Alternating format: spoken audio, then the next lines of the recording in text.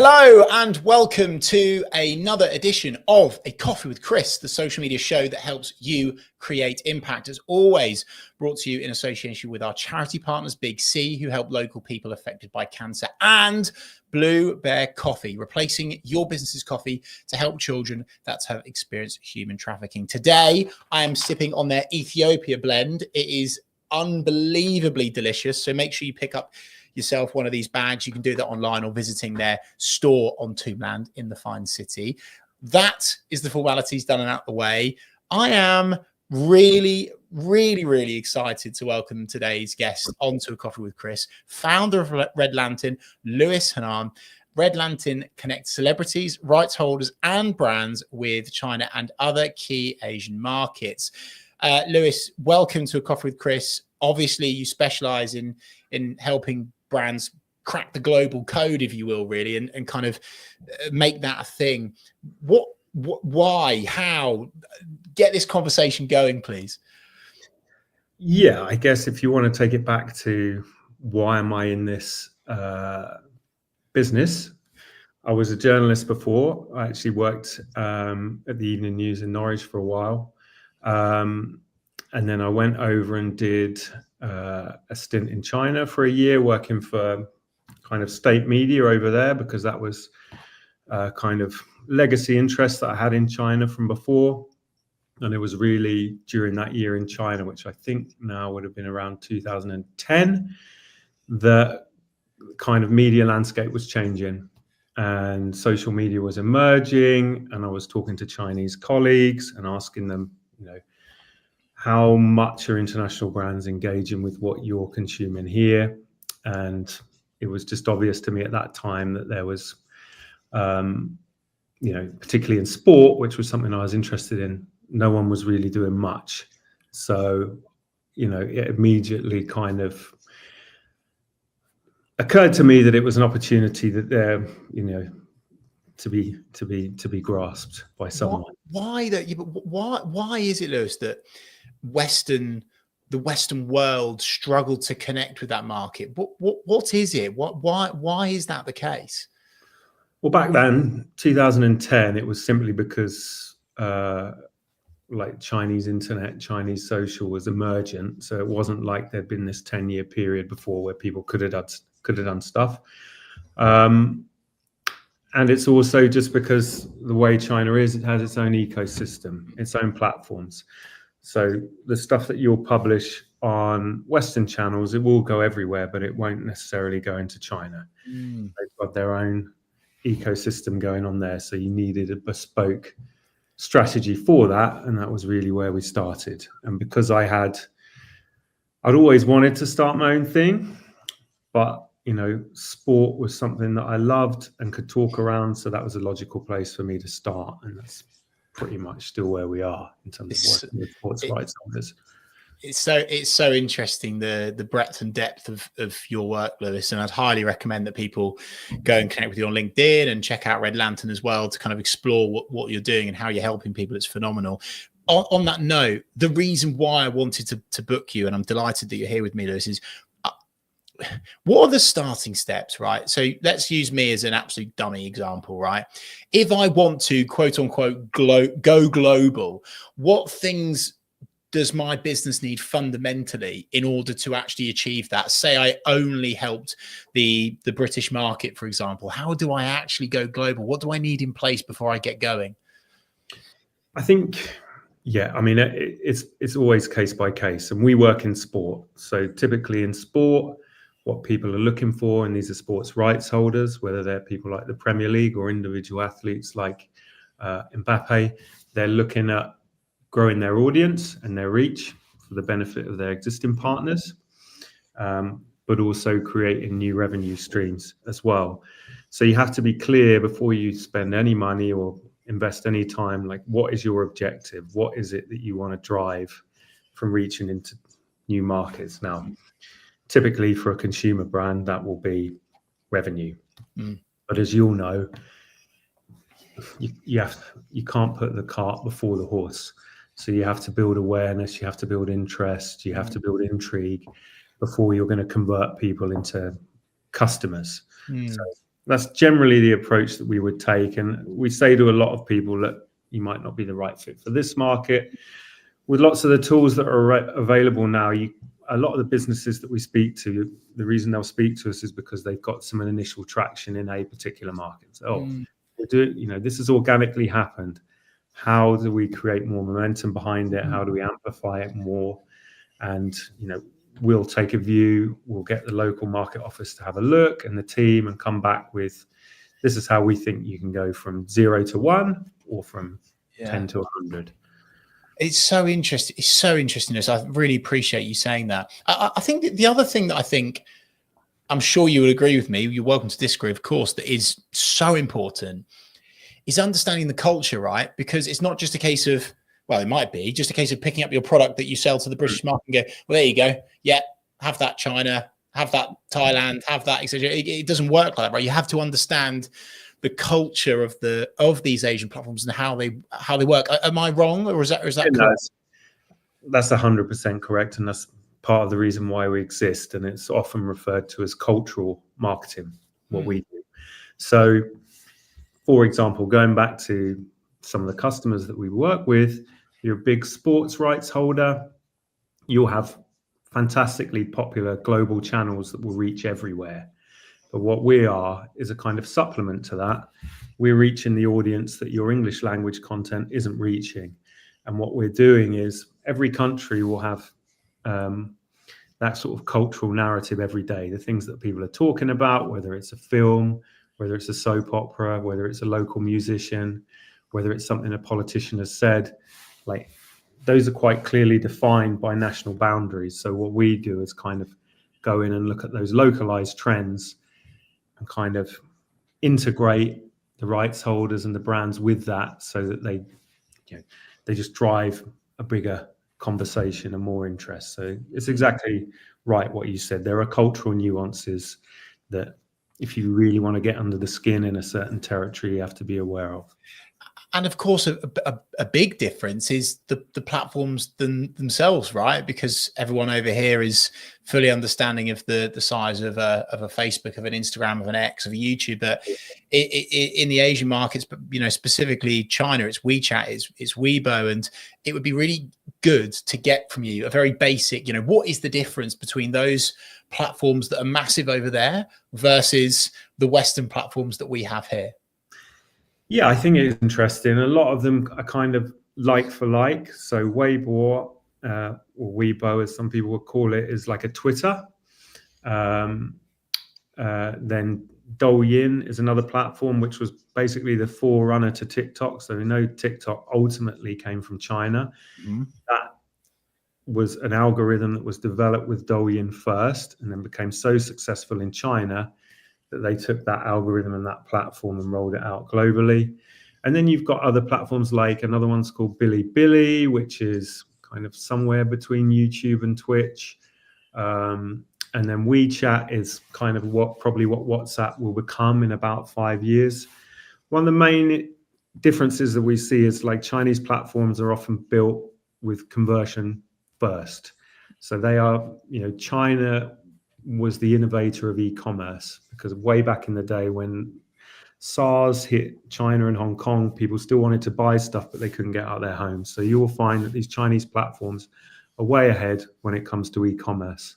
And then we see a lot of the features from these Chinese platforms eventually make their way onto Western platforms now. So there are some likenesses, and you can sort of benchmark against Western platforms, but there is this sort of subtle difference around monetization as well. I can really understand and appreciate, Lewis, your work now, and just how important it is for people to engage with someone like yourself, because it's not just the culture, it's not just the platforms, it's not just about the wisdom and years of experience and insights, and I guess you would call them locally based offices as well. I think it's just an incredible amount of things that brands should consider when they're going global. I want to ask you now, Lewis, if you don't mind, about building a fan base. Obviously, you are, in sports, in entertainment, etc.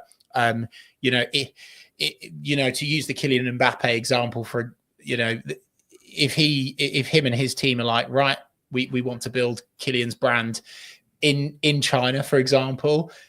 how do you go about that? Like, what have you done? What do you do?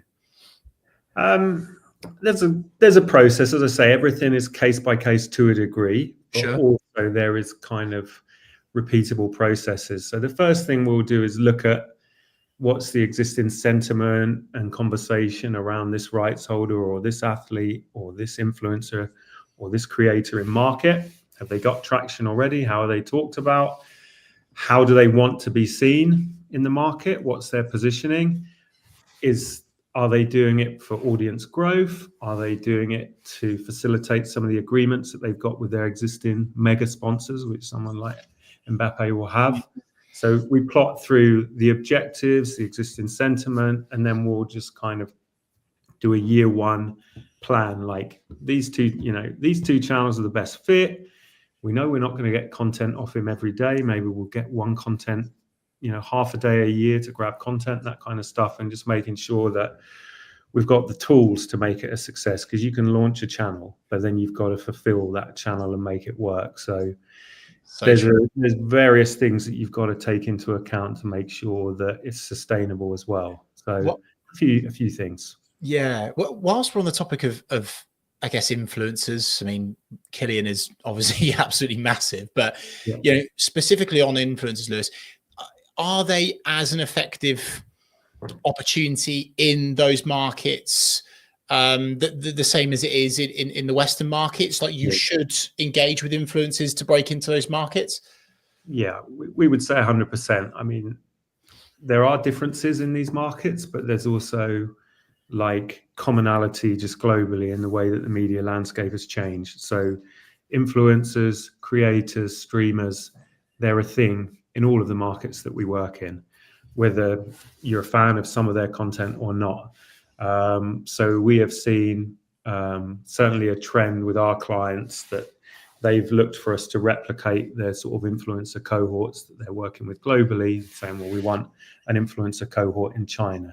We want an influencer cohort in India, because it helps them reach a different audience. It gives them a different filter through which to tell their story. So yeah, no different and extremely powerful marketing technique in the markets that we're active in, and continues to be something that we advocate for.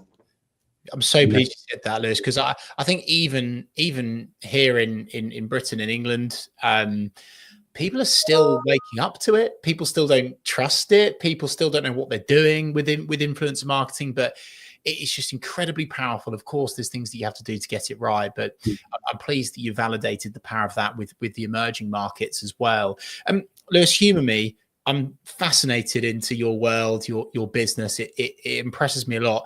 I'd love to know a bit of a case study, a bit of a story, one that has really made you think, 𝗄𝗶𝘁𝗵𝗃, that was a really, really cool experience, from when you've taken a brand from maybe one country or one continent to global. How have you done that for someone or a business?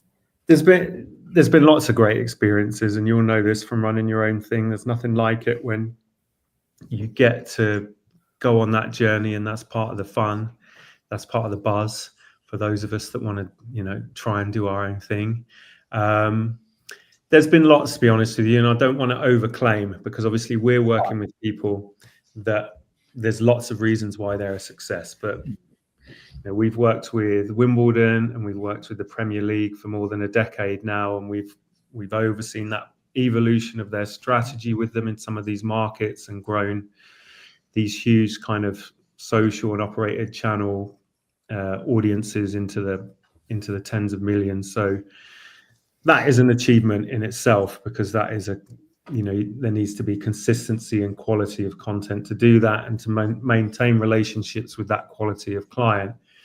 More recently, a kind of live example is working with Gordon Ramsay. We launched him in China this year. Wow. And that's cool. Fantastically well, because China has a sports culture, but the food culture is number one. So launching him there. Lewis, I've got to interrupt you. Let me interrupt you, please. I'm fascinated to know, how have you navigated the Gordon Ramsay swearing thing?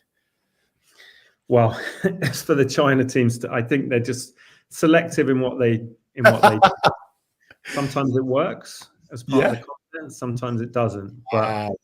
we're only a few months in with that one, but that's been fascinating to see, like, the interest that we're able to generate with him and the time that he will actually invest in reacting to content from Chinese creators. So that's going really well. That won an award from one of the platforms this month, and Brilliant. creating lots of interest around that as well. So there's definitely a future direction for the businesses, kind of moving into the talent and entertainment side as well. So speaking about the future, I do want to get onto that now. What is exciting you moving forwards about the emerging markets, about platforms, about strategy, maybe some tactics? I'd love for you to maybe divulge into what's exciting you in the market, and also what other businesses can get excited about regarding taking their brand and getting it global. I think there's lots to be excited about. I would say for us as a business, part of the excitement is the challenge of continuing to navigate what is an ever-changing space. And of course, we're seeing a bit of a trade war now between China and the US, and yes, interesting how that plays out. But I think that will actually end up being a big opportunity for us, as China will perhaps, Chinese brands have a bit of an obsession with getting into the States. I think they'll have to look at other markets, and we can help them with that.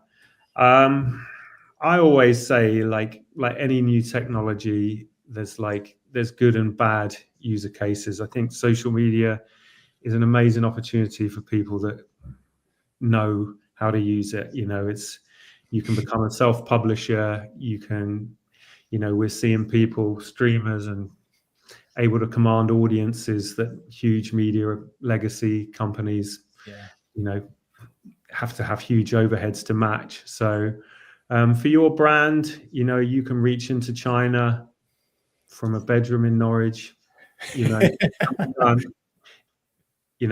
That's the beauty of it, right? The channels are there to make those connections. The hard bit is, have you got a product or service that people want? And are they going to consume the content that you sit around it? That's where the magic is. And that's hopefully the bit that we help with. Brilliant. Absolutely love that answer. It's so interesting.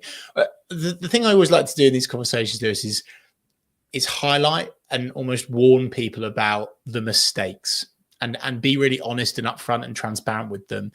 What are the mistakes that you see businesses make when they go from the Western world to the Asian or emerging markets? Like, what are the mistakes they make that you should warn people not to make?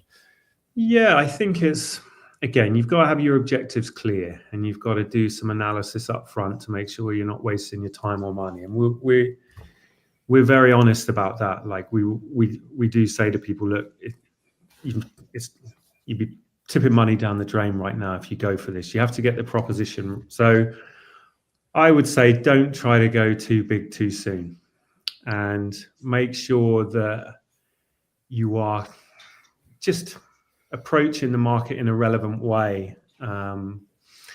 So there's lots to work through. I mean, it takes us time to work through those things, but I think what we have seen is, sometimes the expectation with China or other big markets is, it's 1 billion people. All I have to do is show up and boom, it will work. Not how it goes. It's a very competitive consumer space. So you've got to be clear. What's your proposition? What's your USP? And then take it from there. Brilliant advice. Stellar advice, sir. I'll have you on for a round 2 at some stage in the future. What about tactics? I'm really intrigued, Lewis. Is there anything that there might not be, is there something that, marketing or social media wise, that works in Western culture that really doesn't work in the Asian or emerging markets? I wouldn't necessarily sort of put it that way. I think it's more like, who is that? The stuff that you're doing on Western, like, there will be people globally that will consume that content potentially. It's more like who you're not reaching with that content. So whether we talk about filters of localization, and there's a few of them. One of the most obvious one is language, obviously, but like telling your story through a local face, right down to like using a trending bit of music that's not, it could be trending in the UK, but it's utterly irrelevant elsewhere. So trending in India, trending in China on that day. So all those sort of applications of relevancy that you can load on, that's you know, it's not really like people are doing anything wrong. It's more like if you want to reach deeper into those markets, you have to add those layers on to make it bang. Fascinating. Lewis, where can people follow your journey, see your business, check out what you guys do? Yeah, so like everyone, I'm on LinkedIn, and also redlanterndigitalmedia.com as well. We are there. So yeah, happy to connect with anyone. Lewis, thank you so much. I know that was very top line and is a very just a shallow piece really into that world, but I'm sure people will be fascinated. And hey, if they've got any questions, drop them in the comment section, and you can absolutely hopefully get some response from us both. Lewis, thank you so much for your time today. I'm so grateful. Cool. No, thanks. Thanks for getting me on. Enjoyed it. And thank you so much to everyone watching live, watching back, listening back. Do give it a thumbs up on YouTube. Do drop a comment down below in the description. And thank you once again for tuning into A Coffee with Chris. I will see you this time next week for another one.